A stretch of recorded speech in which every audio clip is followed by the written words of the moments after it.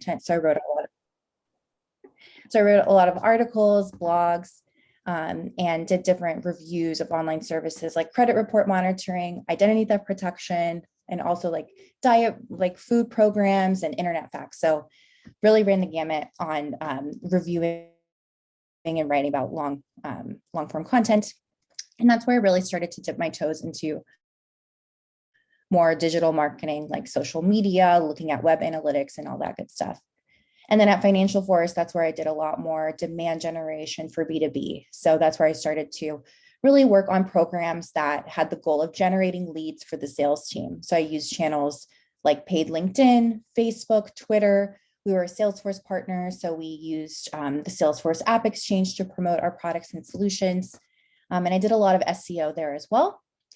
Next at Inkling, I was responsible for all of our digital marketing programs, including our website, organic social, all paid advertising. And that's what brings me here today. Now at Ripple, I'm the Senior Manager of Growth Marketing, and I lead our digital marketing operations function. So that's everything from demand generation, lead generation, email marketing, paid advertising, our website, and marketing operations. So I'm responsible for all of the reporting systems and technology that enables the marketing team.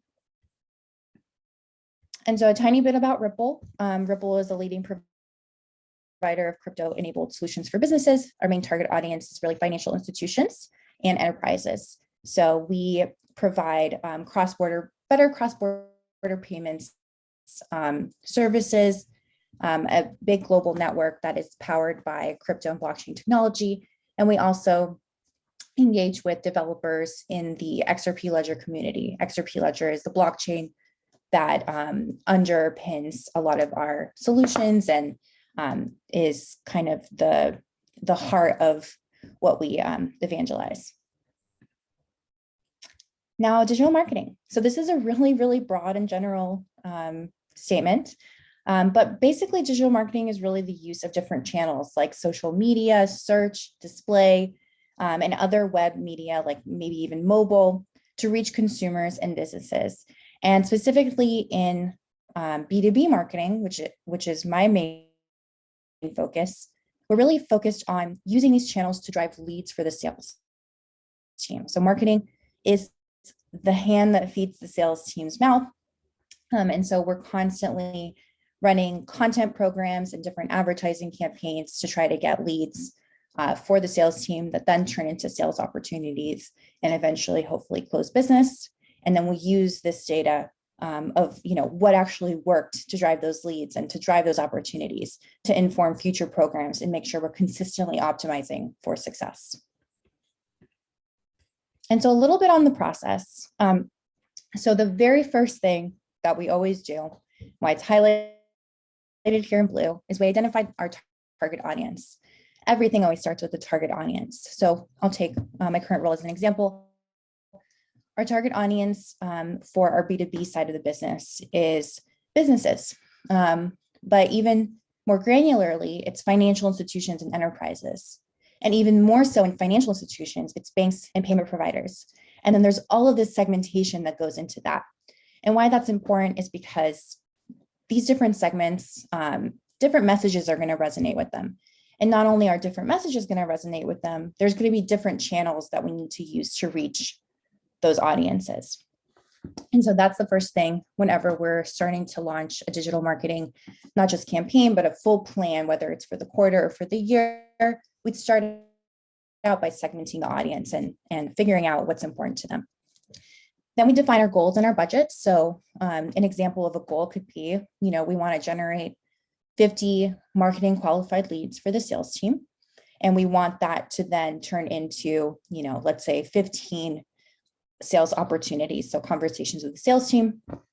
And in this same process, we would set our budget. So based on, past programs, how much did we spend to gain X number of leads? We would take a look at that. We would see that the audience was very similar and we used similar channels. We would then determine, what is our forecasted budget in order to hit that particular goal. We would then create segmented messaging. So based on the target audience, we would figure out what are the different messages that would resonate with them. What are the specific benefits or value propositions that we can call out in our advertising and in our content that we're promoting. Of course, we would build our ads, we would build out our content. What is it that we're promoting? Are we going to have a landing page with a form where we want to capture leads?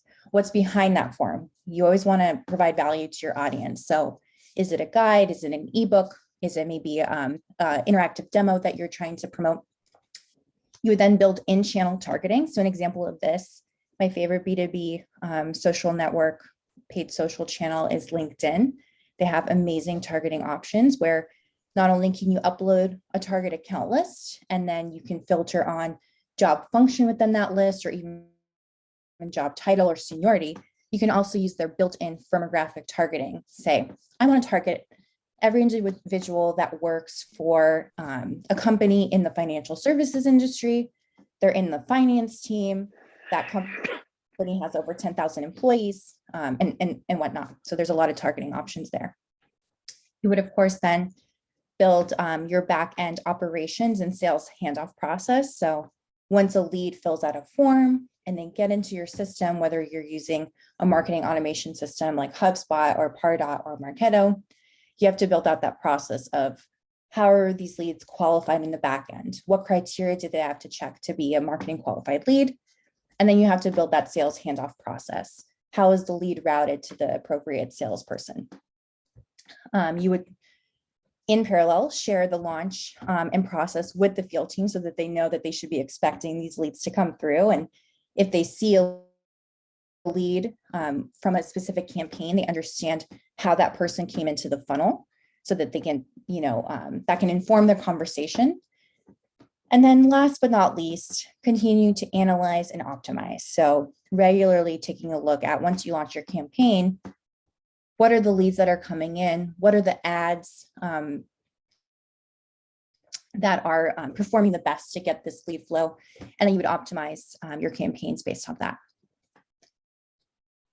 I'm going to pause there. Does anybody have any questions about that? Also happy to take questions at the end.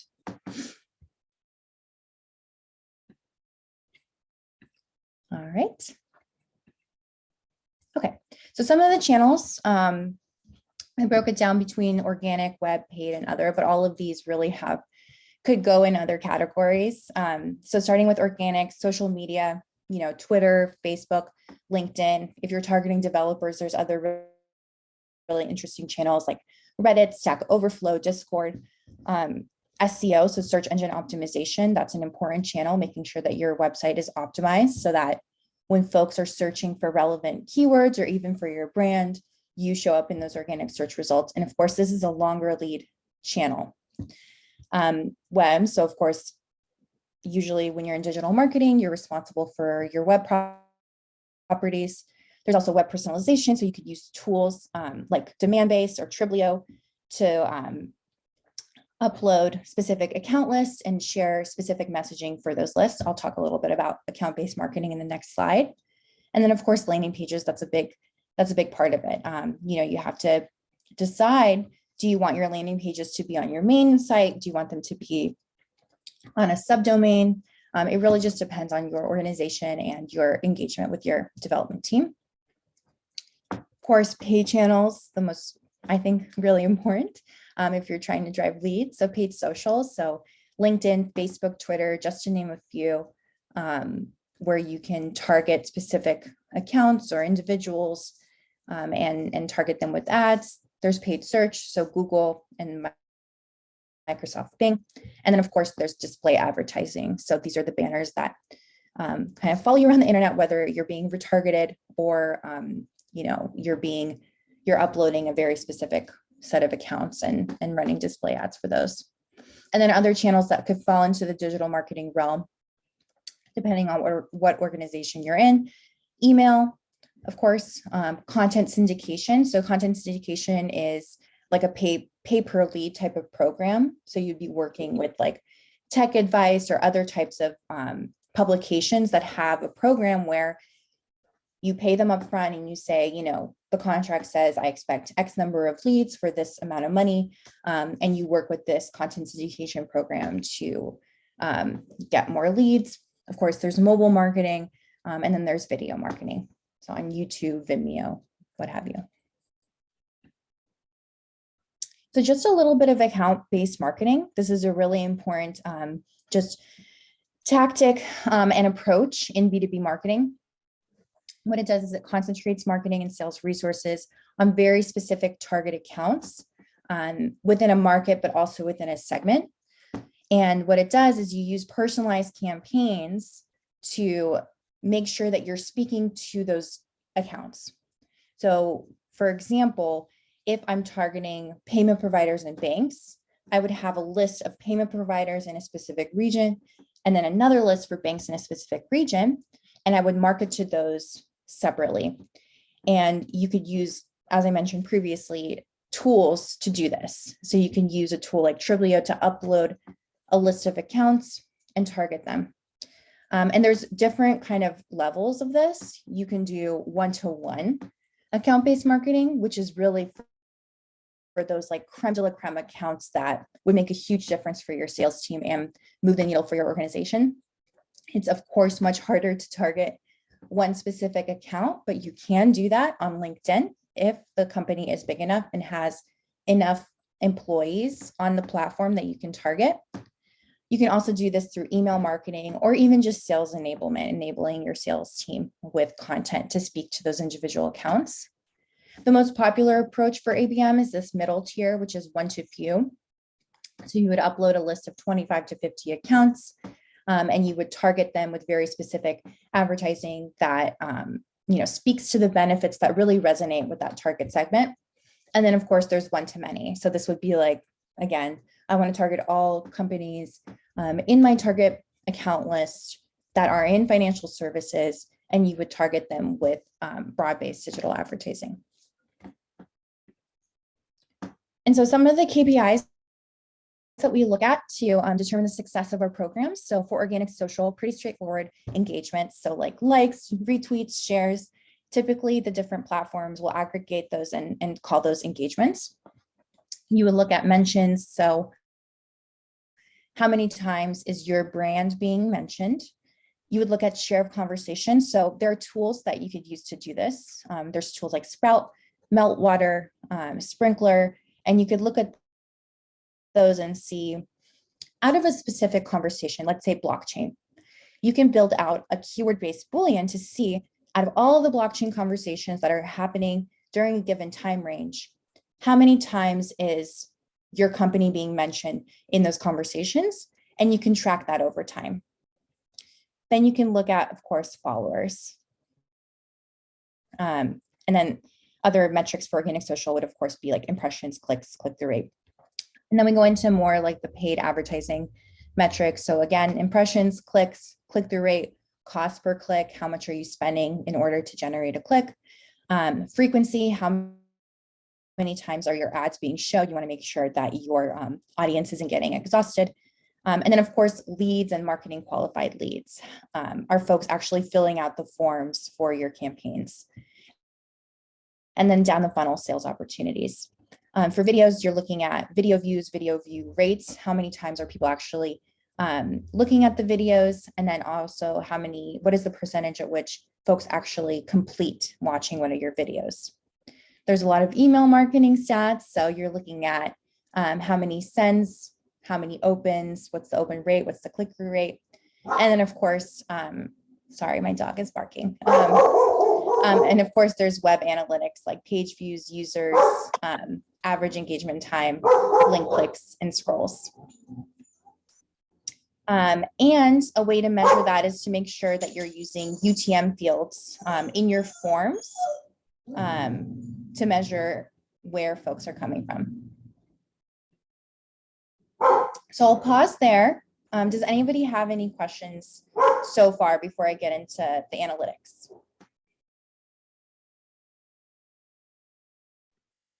I do.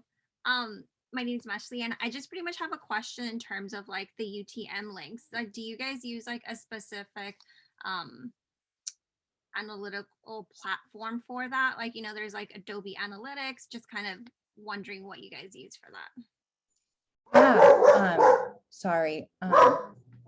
let me put myself on my headphones so that you all are hearing my dog bark.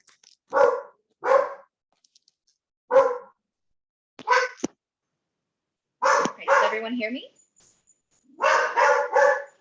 Okay, great, thank you. Yeah, so for the UTMs right now, we have a pretty standard approach where we just build out the UTMs manually, honestly. So we have a spreadsheet where we say, here are all of the UTM sources that we could use. Here are all the UTM medians. If we want to measure UTM campaign, here's the format that you would write out the UTM parameter for the campaign. And everybody on the marketing team is looking at that. So whether it's our social media manager, our content marketer, and of course the digital marketing team, we're making sure that we're using kind of the standardized approach for UTM building. So an example, I want to build out a campaign on LinkedIn. I'm going to say UTM source equals LinkedIn, UTM median equals paid social, and UTM campaign is the new value report.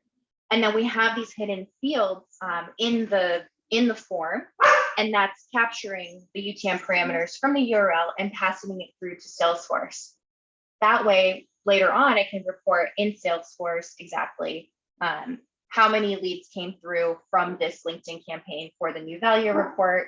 And then our sales folks can also see, okay, this person came from the LinkedIn campaign, and kind of get an idea before they get into the conversation of, okay, I remember the marketing team shared with me what those ads on LinkedIn look like. So I kind of have a way to inform the conversation. Thank you. Hi, I have a question. So in regards with the UTM parameters itself, so I have been working with a lot of clients where I require UTM parameters. So do you think that we can solve this issue with GA4, which is still in a beta version, wherein I can track everything which is coming from Facebook, LinkedIn, and all other social media, or do you still think that we have to do it manually? Because currently even I have been doing it manually for a very long time. I only use Adobe Analytics as an external source, but I'm very keen to know that how do we do it for social media? Yeah, great question. And I'm going to be fully transparent. GA4 is very new to me. I just launched a new microsite and used GA4, and it was a little bit staggering how different it is. But I will say, I think even just the regular Google Analytics, it has a default parameter. So you're absolutely right. Like if you're running a campaign for Facebook, let's say, it's automatically going to show in Google Analytics. And I know in GA4 too, you can segment out and look at comparisons based on where the acquisition source is. So Facebook, for example, it will show the UTM source as Facebook and the UTM medium as social. But if you want to get more down funnel metrics, so if it's a lead generating type of campaign, and you want to see the metrics in Salesforce, that's where I recommend having manual UTM parameters in the URL. Because Salesforce typically, unless you have some kind of customized solution where it's grabbing the parameters from Google Analytics, it's not going to show that. So it's going to show all of the leads coming in through one campaign. So again, going back to my example, it'll show all of the leads going into one report campaign, but the sales team or your marketing team isn't going to be able to see where that lead specifically came from. They're not going to know if they came from LinkedIn or from Facebook or organically from your site. But again, if you're just looking at the base layer of metrics in Google Analytics, and that's all you need to look at, it'll by default capture the UTMs without you having to manually put it into the URL. Got it. Thank you. Mm-hmm. Okay. So I'm going to stop sharing for a moment, and I'll open up the analytics.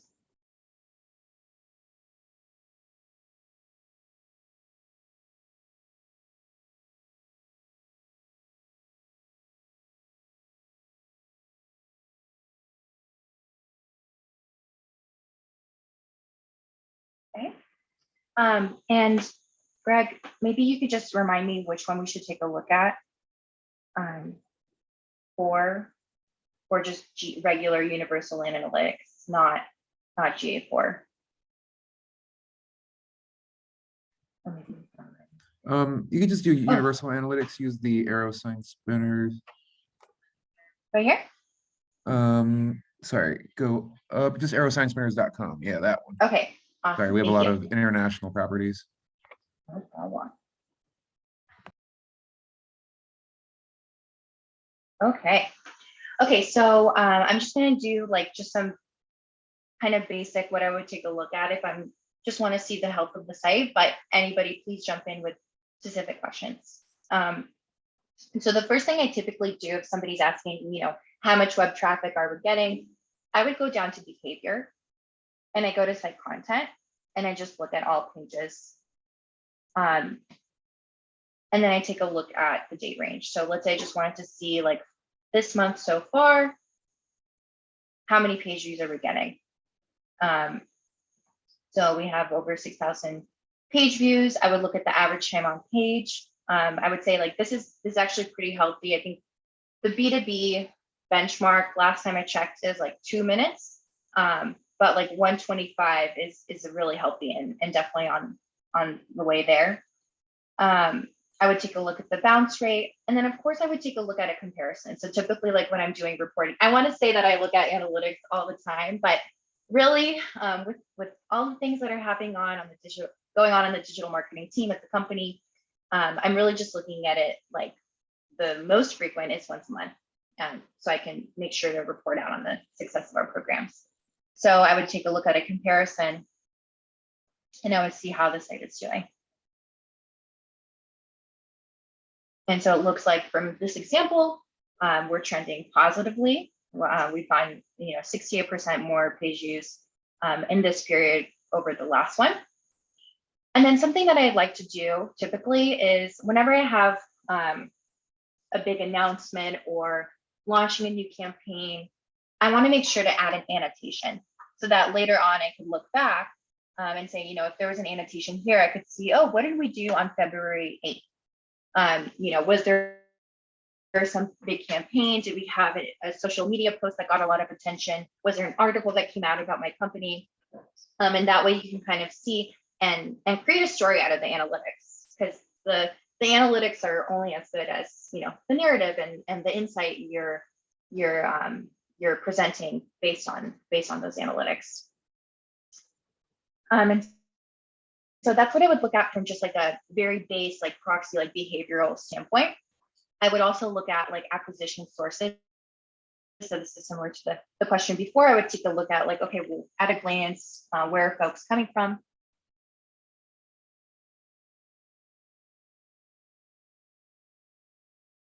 Sorry, taking a second here.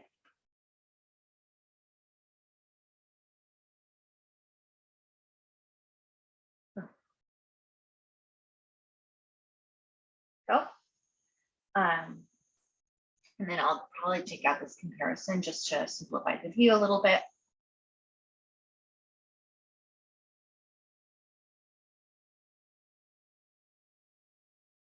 And so here I would take a look at, okay, like what pages are folks coming to and where are they coming from?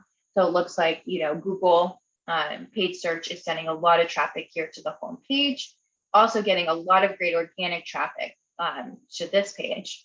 So this is a really great sign. Organic traffic, it's free. And what I would typically do is, if I wasn't already aware, I would go to Google Search Console, or if you use some kind of paid SEO platform like SEO Moz or SEMrush, I would take a look and see what are the keywords that are sending traffic to this page. There must be like a really good keyword. If I'm seeing already so much traffic coming to a very specific targeted page, I would just make sure that I'm monitoring that keyword and keeping it healthy and keep traffic coming to that page. So that's what I would look at there.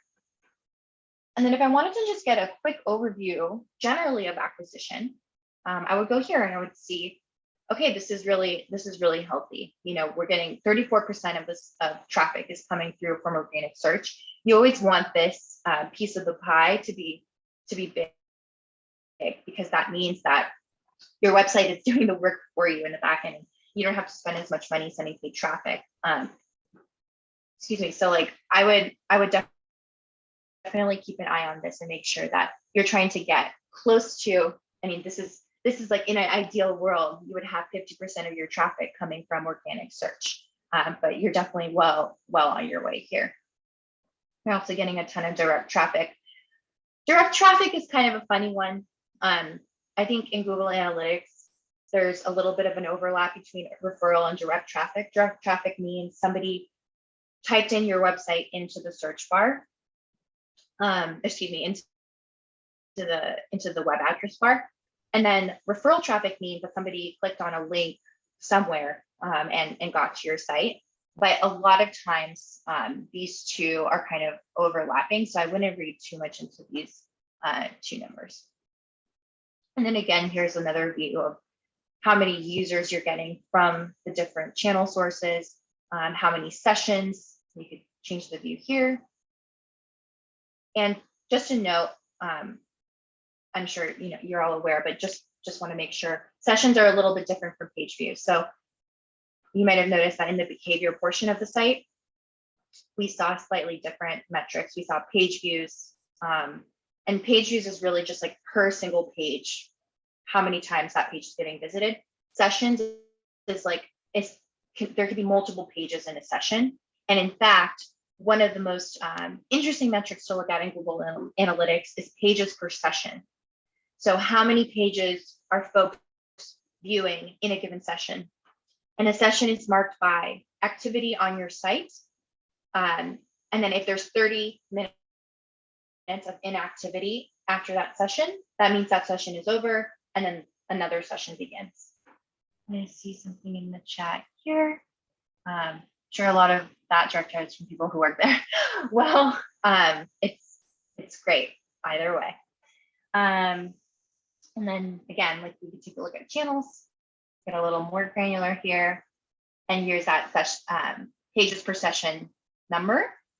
And then we're looking at average session duration. So like how much time when somebody is coming to your site, how much time are they spending? Again, a little bit different than average time on page. Average time on page is how much time on average are folks spending on any given page. And average sessions, average pages per session is how many pages someone is visiting during a specific session. And what I really love to see here is the deeper engagement metrics. So Google Analytics has like conversions, goals, and events. And I think this is really important because it's not just looking at kind of like the base layer of metrics of activity on your site. It's actually looking at what is a valuable action for your business or for your brand. Here we can see that a valuable action is when somebody requests a quote. And so we're looking at this goal completion of, okay, from organic search, what is the rate at which somebody actually requests a quote? And whenever you're setting up any kind of Google Analytics or revamping your Google Analytics, it's really important to set those engagement metrics because a lot of times if you're just reporting on page views or average time on page, what you could hear from senior leadership if you're presenting this is, okay, so what does this mean? What are the implications of this? But if you're actually taking the time to determine and define what is a valuable action for your business, then you can make some really interesting insights and inform future activity. So for example, if I know that from paid search, folks are way more likely to request a quote than from display, I'm going to put more money into paid search. And that is how you get ROI in digital marketing. So this is really valuable information to set up in your Google Analytics account. So I'm going to pause there. Is there anything else that folks are interested to see or have questions about in terms of analytics or anything else that I shared up to this point?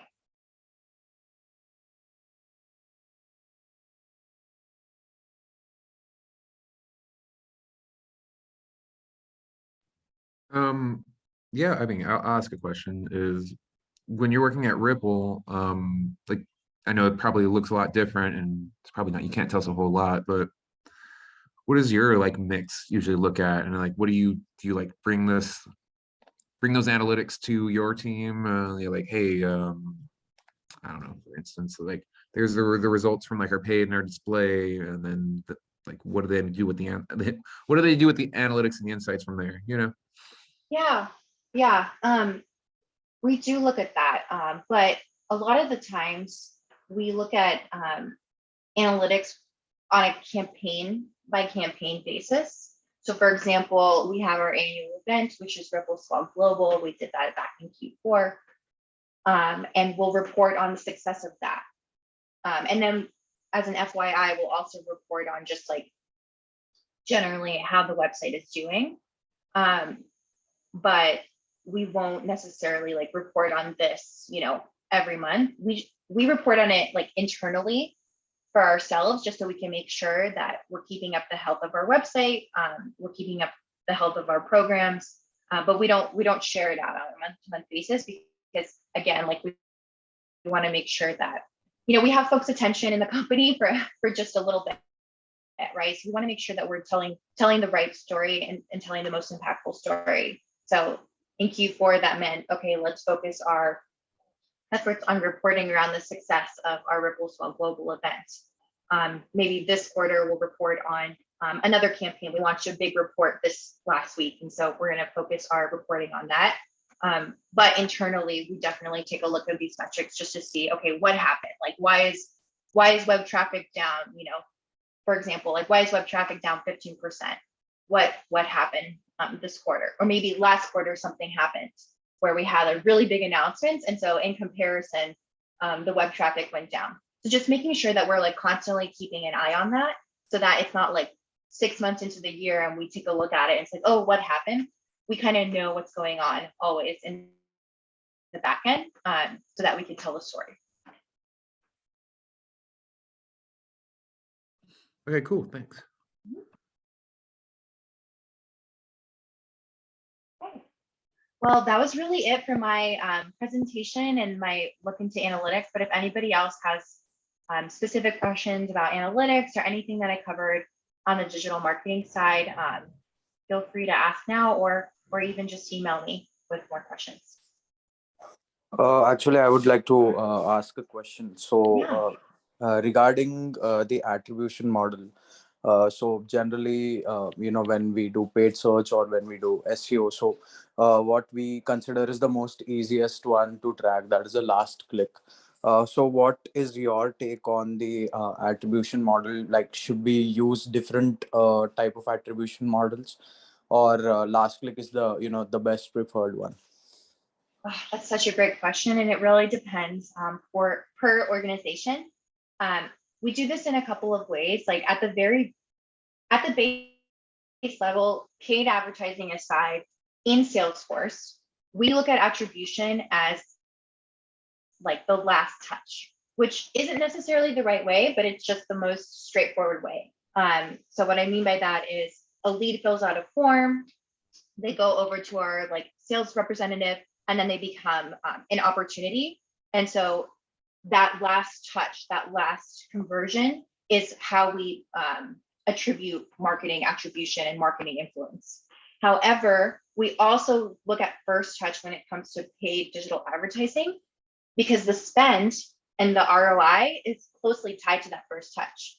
What is the money that we spent on LinkedIn, for example, in order to get that individual to click on our ad and then convert in the form?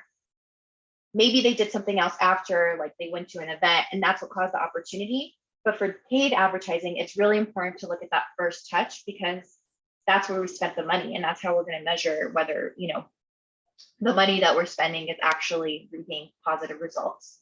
And so we do that right now. We work with an agency called Working Planet, and they use a tool called Conversion Ruler. And so with the Conversion Ruler tag, which is on our Google Tag Manager account, so it's on our website, they're able to track based on IP a click in a first landing. And then from that same individual, they're able to track later on, like when they actually converted on a form. So if somebody clicked on an ad and they came to our landing page on February 2nd, but they didn't convert all the way until February 14th, we have it marked in our conversion ruler tracking that February 2nd is the initial date that they came in. And because we have all of that tagging in the URL of the LinkedIn campaign, we're able to see exactly which ad they came through. So now we have first touch attribution. So where do we actually spend the money to get the person to click on an ad and land on our site? And then we have that last touch attribution of, okay, what is the last kind of form that they filled out? Where did they convert? And then eventually what caused the influence on the opportunity? Did I answer your question? Yes. So you said that it's a third party app which they use, or is it their own in-house software which they have created? It's not their own, so it's a third party that they use. But I think anybody could use it. It's called Conversion Ruler. And I will warn you, I will warn you and everybody, if you go on the site of Conversion Ruler, it looks like it's a site from like the 2000s, or at least it was the last time I checked. But it is actually incredible, the data that you get. But the tracking format is something that my agency created, but anybody can create that. It's basically like you have the UTMs, right? That's for your Salesforce reporting, but then you also have like CR, which is convert CR tab equals add one, and CR content equals, XYZ content. And then you get really granular with the tagging, and then you're able to see what that first touch was from paid search, paid social, and what have you. Got it. So like as what you said, that you actually see what is the first touch point and the last touch point, that is the most important ones. So then why don't we actually go and use time decay? Because time decay is also the one which gives you the first touch point as a most important one, and the last touch point as another important metrics, whereas the middle one we'll understand that, okay, which are like where has the user traveled and what importance has to be given to each and every platform. So is there any hindrance when we use time decay? I'm not familiar. Is that like a tool or like a process? No, so time decay is basically another attribution model wherein it is in a U shape. So that where is my first touch point, that is maybe social media, and my last touch point is maybe a Google ad. So it calculates it throughout the conversion funnel, and it gives most importance to first click and last click, and maybe 25%, 30% of the weightage to other platforms, depending on where the user has been traveling in that conversion funnel. So that is what my question was, that is there any hindrance when we use time decay, or it is best where I go to conversion ruler and check that what is the best possible solution I can get? Yeah, I don't think there's any hindrance. I think like I said, like attribution it depends on the organization and where you want to relate your ROI. I absolutely think that like a U-shaped attribution model could work really well. And again, like this process that we have now, it's not perfect. It's like very stitched together. It's like we have like the first touch information in a totally different system than the last touch information, which lives in Salesforce. So ideally, we would have it all in a place so that we could take a look at it all together versus stitching it together. So I think however you can make it presentable, that you could just continue to track that U-shaped attribution would be the best. Got it. Thank you so much.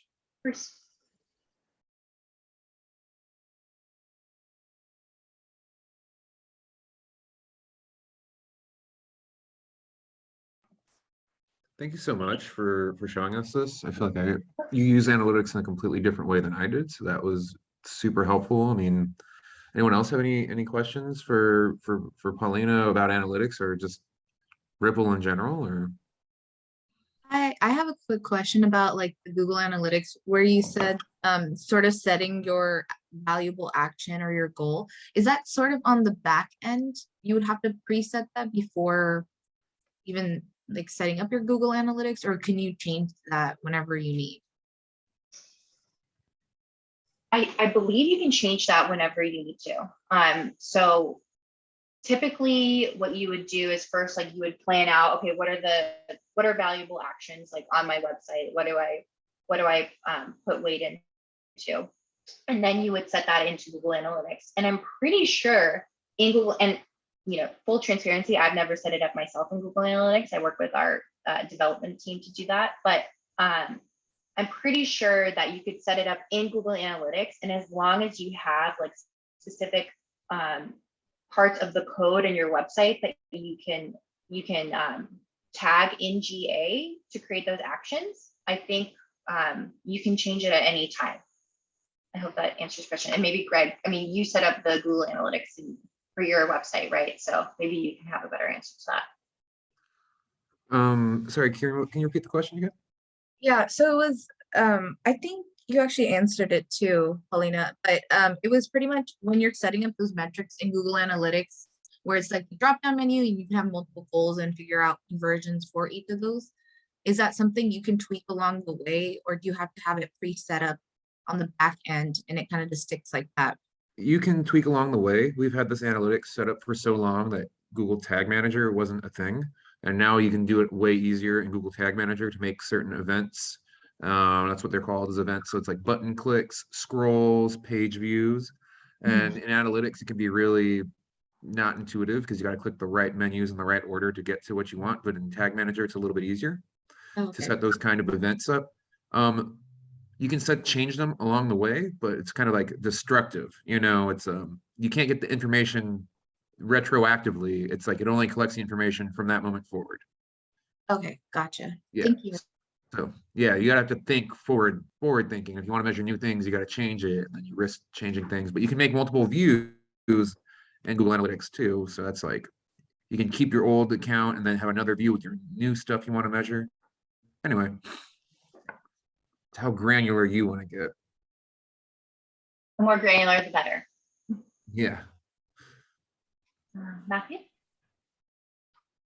Yeah, just real quick, thanks again, Paulina, for coming to speak with us today. I really appreciated it. I am an MBA student who's interested in marketing, so this was a really great learning opportunity for me. A lot of my peers here are a little more in-depth than I am, so this was all great new learning opportunity for me that I really enjoyed. And in particular, I like how you highlighted the utilization of multiple tools throughout the entire process, because that's something that I do. I use a lot of different tools in my current role, and as someone who's looking into marketing, I'm really appreciating seeing kind of the versatility of being able to pick up all these different softwares.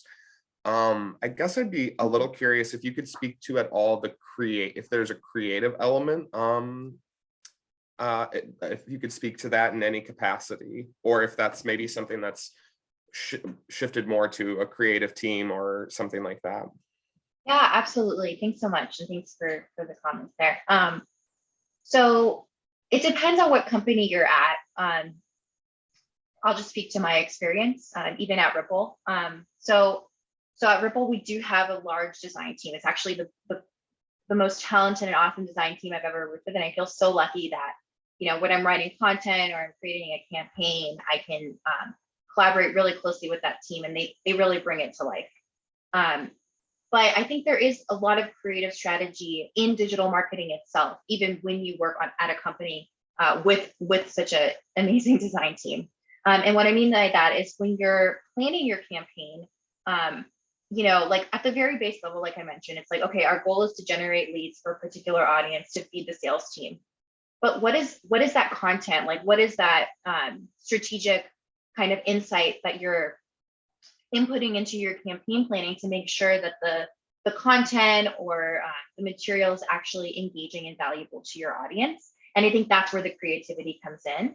So for example, we also have a product marketing team. So the product marketing team, they're responsible for kind of like the base messaging of, okay, for this particular audience segment, it's really important to them that remittances are cost effective. Okay, so we know that remittances are cost effective. What is a campaign that I could do around cost effective remittances? That's kind of where the creativity comes in. Maybe it's like, okay, I could run a campaign that shows like how much remittances cost all over the world, but with the Ripple solution, remittances like cost this much cheaper.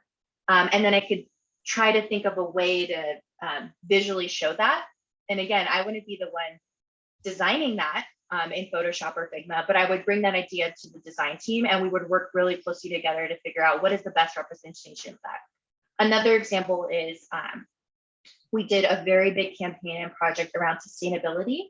And we wanted to show that the XRP Ledger blockchain is actually one of the most sustainable blockchains that's out there. And it really is, compared to like proof of work, which is like the not to get too technical, but that's the mechanism that that Bitcoin and Ethereum use.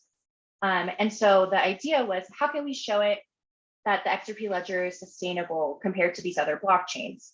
Well, if Bitcoin generates and uses as much energy as Portugal does in a year, how can we show that visually on a page? That like it takes up all of this energy. Do we show Portugal, and then we show how much energy the XRP Ledger uses? So that's kind of where the creativity comes in. And then just another point, like those are all Ripple examples, but when I worked at Financial Force, we didn't really have a big design team at the time. And so I created all those social banners myself in Photoshop to post on Twitter. And so it's just kind of something that you learn along the way. And the fun part for me is not the design aspect, but the writing the copy and writing interesting taglines. And that's what gets me excited. And also, like, to get more on the analytical side, it gets me excited to see which taglines and which messages and which copy generates the most leads. Because then I could also go back to the design team and say, hey, like this copy performed really well. Let's do a whole like visual campaign around this tagline. Or I can go back to the design team and say, ads that have photos of people in them perform a lot better than ads that have just text. So let's do a whole campaign that uses like photography. So yeah, I hope that answers your question. Yeah, definitely. Thank you so much. I appreciate it. I have to hop off now, but thank you again for speaking with us today. Of course. Thanks so much. Can we ask questions about Ripple or? Yeah, but I don't know if I can answer. Depends on what the question is. So go for it. Okay, I just remember like Ripple was this storm to be reckoned with, and then the FEC like kind of halted all activity. And I just had to talk about that. But I was just like, where's Ripple going? I mean, what can you talk about? Like what's the future outlook for XRP and Ripple? So I can talk about Ripple. So just for like full context, Ripple, the company, is separate from like XRP, the digital asset. And I think like in terms of XRP, the digital asset, I can't talk about it too much, but I do think, the lawsuit is going pretty well. I think today there's a big milestone in the SEC case. So, definitely look out. And I'm excited to see what the judge's decision is there. But Ripple, the company, honestly, even since the SEC lawsuit, it's been really business as usual. We're still building out our global payments network. And the SEC lawsuit really just affects the United States and leveraging the digital asset XRP in the United States. So we're a very global company, and it's been going really well. We continue to get new customers all around the world. So yeah, I'm really excited about the future for the company, is what I have to say. Awesome. Thank you. Yeah. All right.